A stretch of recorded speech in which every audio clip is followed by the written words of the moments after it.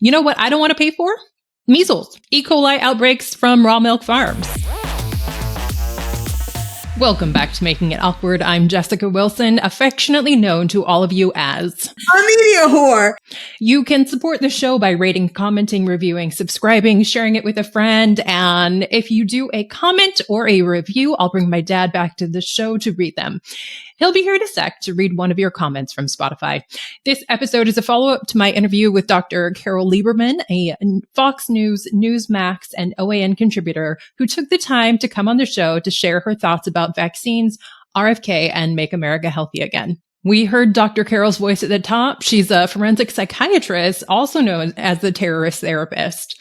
If you haven't listened to the first episode or listened and then blocked it out, don't worry, the highlights will be dispersed throughout.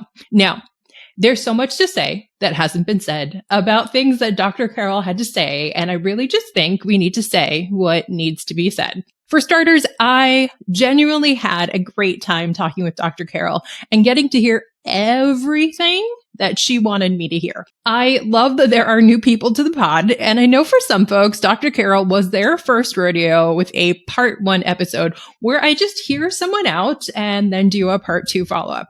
So for Dr. Carole, I donned my $30 wig that I bought for my alter ego named MAHA Mindy, put on my thrifted blazer, eyebrows, eyeliner, and got to work. The day I posted that episode clips on Instagram, I had a website, pleasefirefauci.com. Nice. Reagan. I love Reagan. Everybody loves Reagan. Well, not Okay. everybody. Food stamps or EBT or whatever. It's called different things. Yeah. What that goes to, some people believe that there should be total free choice. You know, that they're poor if they want to have a candy bar to make them happy. Mm-hmm. I mean, I'm a chocoholic, so I can certainly relate. Yes, I can relate to that. I lost a bunch of Instagram followers, something I hadn't even thought about happening, because to me, my podcast and Instagram are one and the same. But I realized the Instagram audience is not fully integrated with my podcast audience, and, had some ideas about where my content might be heading. The next day, I posted the Get Ready with Mindy video of me going from a gal with no makeup and a bonnet to MAHA Mindy, along with the episode art at the end, which made things click for some people. Someone actually told me that they had noticed that I was shifting to be more conservative online, but hadn't realized it's a parody and commentary of the MAHA moms. So that was fun, and I can't believe she stuck it out. Folks have asked me how I got Dr. Carole to say yes to my interview request, and I love sharing that I didn't have anything to do with convincing or even asking her. Her team pitched her to me. Dr. Carole speaks about Trump derangement syndrome, and when I opened the email pitching her as a guest to my podcast, it was obviously an immediate yes. She was open to talking about RFK and MAHA, so we were ready to go. That pitch may seem out of the ordinary, but it's been pretty common in the last year, and I think I know why. I've gotten more than a few pitches from PR teams that make it seem like my podcast popped up on a random data download based on keywords. This spring, I had one team pitch their guest, and in that email, they referenced my interview with Dr. Andrew Huberman, when the episode was actually a regrifting episode about him and his ultra-processed AG1. Recently, I got an email about a biomedical researcher in which the last 2 lines were, "If this feels like a fit, let's set up a quick time. And to pass, just say apples." And let me tell you, even though it didn't seem like the best fit in the way they would have intended, I surely didn't say apples in my reply, and I hope to hear back.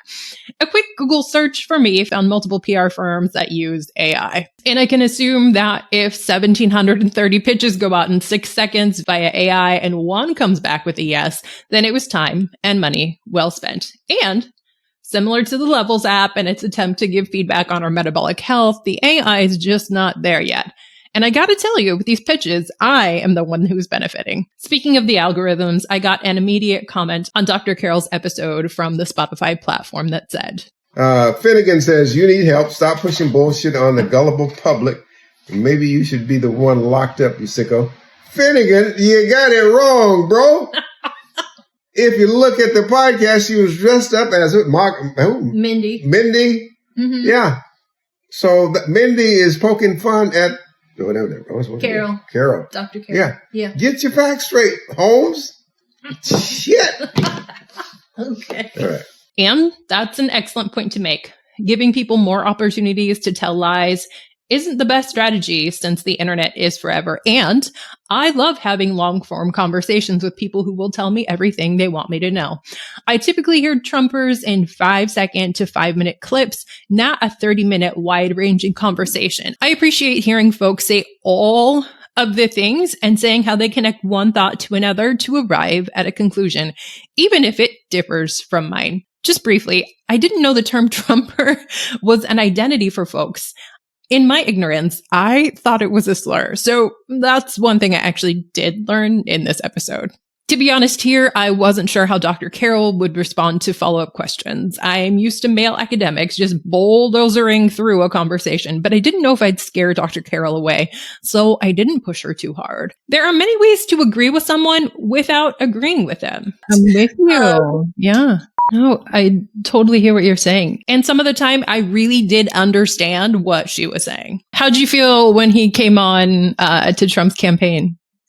I thought that was good. Okay. I thought it was good for both of them. I think it helped both of them. I agree 100%. And I fully understand how, when presented with certain information, she could arrive at those conclusions. I may have come up with a completely different conclusion after hearing the same data points, but after listening to her, I got it. And overall, I think my strategy worked because towards the end, she mentioned those liberals. I got you. I know that the left really is very angry about any suggestion that he would do things like that. But, why can't we spend our money on whatever kind of food we want? Let's start with what Dr. Carole and I completely agreed on. Don't listen to me. Don't Not a recommendation. Yes. Don't try this at home. Yes. That's the list. That's it.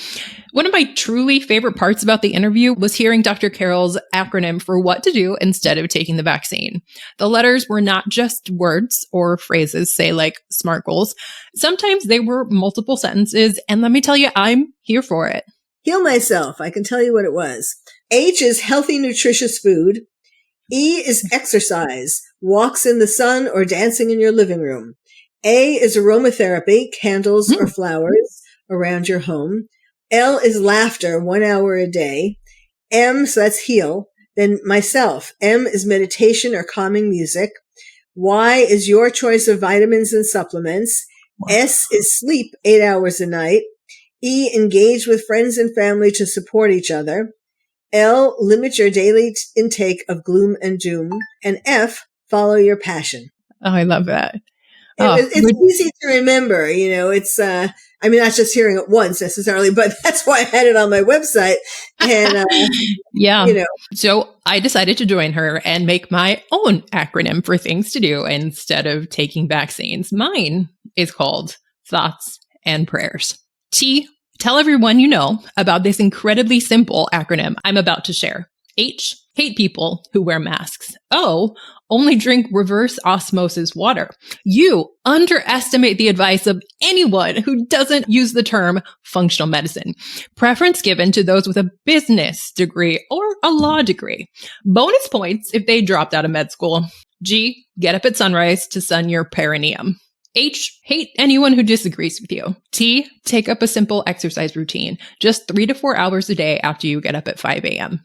S, stock up on antibiotics to prevent and treat your viral infection. Using a Z-Pack will wipe out both your beneficial and regular bacteria, leaving you more prone to diarrhea, UTIs, and yeast infections, but it's totally worth it. A, always assume that mainstream medical providers are shills for industry and don't actually want you to be healthy, and never put strange things into your body. So be sure to order Andrew Huberman's ultra-processed AG1, get your supplements from Mark Hyman, and head on over to Paul Saladino's shop to buy some whole package, which will reinforce your manhood. Gosh, this is a lot. I think I need to phone a friend in order to get through it all. D, decant your raw milk before drinking it. P, people who wear masks are actually the ones who don't understand how germs work. You get it. R, recharge your crystals under a full moon. Please consult the Old Farmer's Almanac for precise dates. A, avoid people who get vaccinated. Their mRNA is contagious. Why? Yell at people buying chocolate with their SNAP benefits. E. Energy requires mitochondrial fitness, so be sure to take your mitochondria out for a walk on teeny tiny leashes every day. R. Remember to use this acronym whenever someone tries to talk to you about vaccines or public health. S. So I really hope you don't get sick, because viruses really do abide by the manifestations and vibes of their host. And that, my friends, is a thorough and easy remember acronym that you can keep at the forefront of your brain and not take vaccines. Thoughts and prayers? Thanks to previous guests in order, Dr. Natalie Ingram, Allison Pill, Selena Salfin, and Megan Saichi for helping me finish this acronym. You can see their videos and interpretations of their letters on YouTube and Spotify. Dr. Carole had a very good question overall. It kind of doesn't make sense that, if everybody's supposed to be getting vaccinated, then why would we need masks? Like, who's going to be having COVID if they're all vaccinated, right? Right. Why were people still getting COVID when we had vaccines, when we had masking? So overall, this feels like a riddle or a question a kid would take for an algebra exam. If COVID vaccines can greatly reduce the risk of viral infection on a population level after reaching herd immunity, and we don't reach herd immunity, would people still be getting COVID? And again, if masks can prevent the spread of COVID and people don't wear masks, would people still be getting COVID? For a psychiatrist and even for a 10-year-old, these seem like easy questions to answer. And just for a quick fact check, there were no promises made about the vaccine. Reducing risk, reducing severity, and reducing hospitalization and death were the goals for the vaccine. One place I got a follow-up question in was the SNAP section, which I'm really glad that she brought up. The one I slid in is the one I'd been dying to ask any conservative. And I think I did a decent job because she was able to talk about liberals in the follow-up. The left really is very angry about any suggestion that he would do things like that. But, why can't we spend our money on whatever kind of food we want? I mean, yeah, right? I mean, does that kind of go along with conservative values of like not constricting choices and the choices that we're making, or no? Well, no, I'm saying the people who were opposed Yes. to limiting Yes. what the food stamps or EBT or whatever it's called, different things, what that goes to. Some people believe that there should be total free choice, that they're poor if they want to have a candy bar to make them happy. I mean, I'm a chocoholic, so I can certainly relate. Yes, I can relate to that. But that's not really true. And besides, so what? We should allow people to make themselves sick. I mean, yes, we should be free in a way that you can argue we should be free to make our own choices. Everybody should be free. But then not if you have other people paying for it. Okay. That's it. Okay. I'm with you. To be honest, it didn't seem like she really understood the question at first, connecting conservative values of choice to food stamps, but she brought it around at the end. She mentioned that, quote, chemical food has been getting worse and worse over the years. At the same time, unknown substances, supplements, have been increasing in popularity. A note that candy bars are not making me or other people sick. You know what makes us sick? Raw milk, which you can buy from the Black Ranch in Arizona, which devotes a whole page on their website, a step-by-step process for how to use SNAP to buy their raw milk. You know what makes people sick? Food without preservatives that have spoiled after sitting in a car or a backpack for a day or even overnight when a child or adult doesn't have a way to refrigerate them. And then choosing to eat it anyhow because the other option is persistent hunger. You know what makes people sick? Not making a meal because it takes too much physical or mental energy to cook something from ingredients. You know what makes people unwell? Poverty, trauma, living in a society that won't provide resources to support every one of us, living in a society that refuses to provide universal health care, unchecked air pollution resulting in asthma. But boiling it down to telling people what we can and cannot eat is such a weird performative action. Do I want people to be mainlining M&Ms and Diet Coke? No. Do I want people to be mainlining 65% dark chocolate and Olipop all day? No. Do I want people to be able to store perishable food? Yes. Do I want people to have access to foods with comparable prices for ingredients? And do I want an end to food apartheid and food deserts? Yes. I also want people to feel empowered to make choices. Dr. Carole said she doesn't want to pay for people to eat candy bars, but for some reason, they're okay subsidizing the healthcare for people who drink raw milk. It's weird to pretend that our government actually gives a shit about the health of this country and calls the swap from seed oils to tallow and fries as a win for public health. The conversation about health in this country is deeply unserious. For a quick second, we can play the conservative game of, I don't want to pay for your healthcare, and I want to control your choices. So first, we're going to disregard the fact that some people don't get choices. But if we're playing the game, you know what I don't want to pay for? Measles. E. coli outbreaks from raw milk farms. That's kind of simple for me. And I don't want to pay for any recalls for supplements that, it turns out weren't regulated and therefore could have anything in them in any amount. One estimate for a measles outbreak in Washington was that it cost $47,479 per case. And in that outbreak, there were only 5 hospitalizations. Overall, the cost of that outbreak was just over $3 million.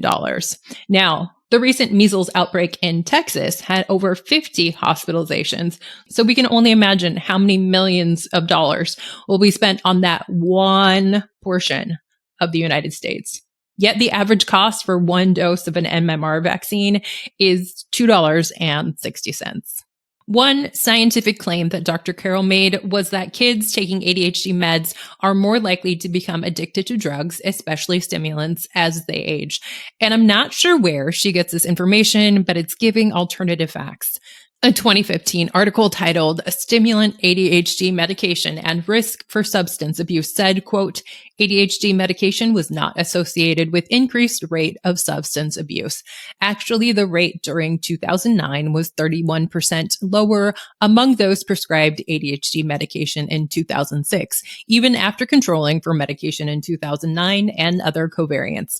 We found no indication of increased risks of substance abuse among individuals prescribed stimulant ADHD medication. If anything, the data suggested a long-term protective effect on substance abuse. Now, science understands that there needs to be ongoing research, which I really appreciate since RFK loves to talk about how more kids are being prescribed ADHD medication. So, in that MAHA Gold Standard Science, an article published in 2023 titled "Association Between Stimulant Treatment and Substance Use Through Adolescence into Early Adulthood" says, quote, in this cohort study of 579 children initially treated in a randomized clinical trial for ADHD and assessed repeatedly into adulthood, comprehensive analyses did not support an association between stimulant treatment and adolescent or adulthood substance use or substance use disorder. The article also said this study found no evidence that stimulant treatment, predominantly prescribed in childhood and adolescence, protects against or increases risk of later frequent use of alcohol, cigarettes, marijuana, or other substance use by a mean age of 25 years. Okay, so it's not lost on me that clinical practice doesn't always line up. I especially see that in nutrition research. And I'll take this as an opportunity to share my own clinical experience here. In my clinic, the first question one of our doctors asks me when a patient is taking meth is if they have undiagnosed ADHD and or unmedicated ADHD and are using meth for focus. And every time the answer is yes. They have unmedicated ADHD or undiagnosed ADHD. I'm also just going to throw in something that I haven't said here on this podcast or on social media. When it comes to food and, these costs that we're paying for healthcare, I've had multiple patients tell me that meth is cheaper than food. One of my patients now uses meth to reduce her hunger. So in a 7-day period, she cycles meth so she doesn't have to spend as much money on food. Meth is cheaper. Yes, she has SNAP, and meth is cheaper than having to pay for food for a week. So if we're talking about cost to society, financial and social cost to society, restricting SNAP benefits is actually working against things that MAHA is telling us it wants to do. Yeah, those stories break my heart. It makes me want one of any of these MAHA folks, any of these wellfluencers, the Food Babe, Paul, Andrew, anyone, to come and shadow me for a day. Then tell me that we should be telling people how much money they should get for food, which types of food, and, tell people what kind of food they should be eating when they live out of their car, when they live in an SRO and maybe have a mini fridge, maybe not, right? Come with me for one day.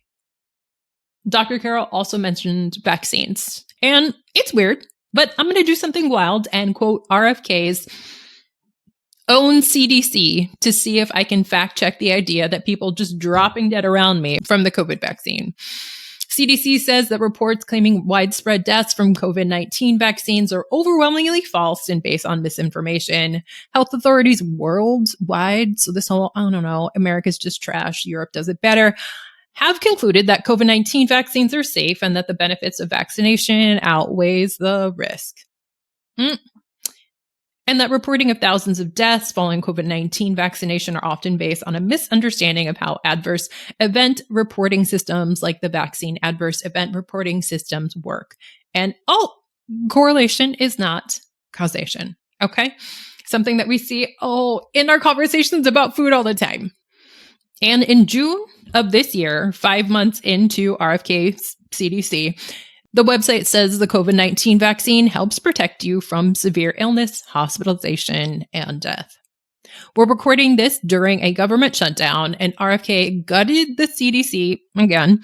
But as it happens with Conspiracy Ken in the past, he had to reach out to these same employees and say, oopsie, I made a mistake. Please come back to your jobs. And getting to that whole media whore situation, Lifetime Medical Television was on the air from 1983 to 1993, which for a show that wasn't on a regular channel made it harder to fact check. Washington Post describes it as, quote, a succession of talk shows illustrated with explicit surgical footage and interrupted with ads for prescription drugs. Imagine what our educational programs would be like without our sponsors. The next time you see a representative from a company that advertises on your favorite program, say thank you for supporting Lifetime Medical Television. I'm not even going to touch that part right now. In my Google search for Lifetime Medical Television and Dr. Carole, the single only search was my podcast. Now, Dr. Anthony Fauci is a much more Googleable individual. Fauci is just a media... You can say it. You can say the word. A media whore. Yes. And he would have come on anything that I was asking or anybody else asked him to do. So if we're going to play along with the idea that Fauci was a media whore in the 80s, and why not, let's just see what he was up to then and what he may have been talking about. In the midst of the AIDS epidemic in 1984, Dr. Fauci became the director of the National Institute of Allergy and Infectious Diseases. At that organization, scientists conducted research to understand a litany of infectious diseases and to develop diagnostics, therapeutics, and vaccines for these diseases. Fauci's work in the early 80s led to the understanding of how HIV destroys the human immune system and progresses into AIDS. When Fauci became the director of the NIAID, he transformed the role to change the way our country handles clinical trials by increasing the number of patients who had access to life-saving experimental HIV treatments. Thank God he was a media whore in the 80s. And thanks to Dr. Carole for putting him on. Fauci's worked for 7 different presidential administrations. Oh, and guess who he supervised? Our favorite president of all time, Ronald Reagan. Okay. And in all of that, Dr. Carole made a reference to the idea that COVID came from a lab, and the U.S. funded the research in that lab, so it was involved in that leak. And to that, I'll just ask, why People refuse to believe that a virus can mutate from insects and animals to infect humans. I don't get it. It's because we fear our own mortality or just fear reality. Regardless of why, the outcome is that we're shuttering departments that were researching bird flu and creating vaccines, and why some people continue to pledge allegiance as medical research is defunded and we can't continue to work to identify the causes and find treatments for cancer. So in the end, we could argue about choice, money, and even science because America, but we can't argue about the number of people dying, say, from cancer and the health of a population. So when the quote wins result in more deaths from cancer, people around the world dying from AIDS with lacking support from USAID, but we get an empty promise from an ice cream company that the pistachio ice cream will be brown instead of bright green, or that the Fruit Loops in America are going to be as healthy as those in Canada. People think MAHA is winning. People think America is becoming healthy again. So what do we do with this information? Depression and anxiety, totally one option. I hope that agency, knowledge, empowerment, and critical thinking is something else that, these podcasts, these episodes inspire. It's not just Dr. Carole, right? This is not, none of this was about Dr. Carole. This is about what is happening in this country, the things that people are saying, the things that people are hearing, right? When we think that elimination of red dye is a MAHA win, right? How do we talk to people about that? How do we talk to people about health? How do we talk about social determinants of health? How do we talk about things that are so much broader? How do we right now look at this government shutdown, make noise, and say that taking away SNAP benefits, which depending on how this podcast goes, could happen in November? How do we not feel as much despair? How can we join in community and get active? One thing I will say, last week I was interviewed again on ultra processed foods for a Canadian radio show.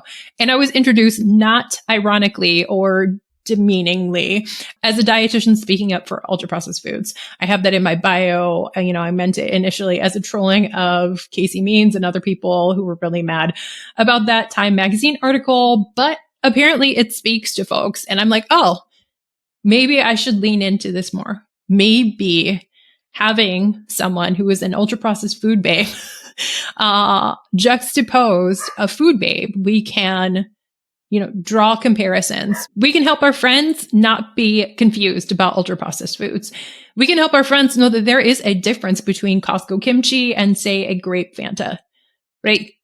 People get confused by long scientific terms.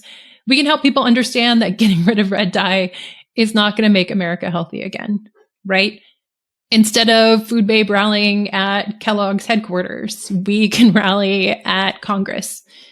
I will continue being MAHA Mindy on the internet. She has struck a chord with people. New folks have come to my Instagram page to listen to what I have to say, both about ultra processed foods, make America healthy again, and the wealthfluencers. I'm going to continue talking about grifters and doing regrifting episodes. I think those are important. Peeling back the curtain on what is motivating people to become their less smart selves, to ignore science. Something has happened in our society for people to stop believing the truth, to feel comfortable spreading lies. I think we can go in a different direction. And that requires people, that requires more people, that requires a majority of people, or at least a majority of the louder people, to have conversations, do things, say things. I think having engaging and entertaining conversations is a way to pull people who are maybe on the fence about ultra processed foods and MAHA into a conversation and engage. And I think with that, with all of the work that has been happening, that we can end up in a place that doesn't bring us back to where we were before COVID, but that brings us forward, smarter and better. One topic we didn't get to today is the institutionalization of folks with mental illness. That deserves its own episode and will be coming up soon. And with that, this has been Making It Awkward. I am your host, Jessica Wilson. You can find me on Instagram at jessicawilson.msrd. You can buy merch on my website. You can support the show by rating, subscribing, reviewing, bring my dad back. Jen Jacobs did Dr. Carole a real solid in this editing. She could not remember her acronym. She could not remember Lifetime Medical TV. There were long pauses in this episode, and I think it was great that she took them out. Otherwise, people would be focusing on how much Dr. Carole couldn't remember of the things that she, quote, knows and the things that she has said in the past. I had a mnemonic. What was it? Heal myself. Okay. I'm just trying to look at I should have maybe heal myself. I can tell you what it was. Okay. You think I'd remember it? How many times I said it? It's easy to remember, it's, So I'm glad we actually got to focus on the substance, not on memory. So with that, keep it awkward, friends.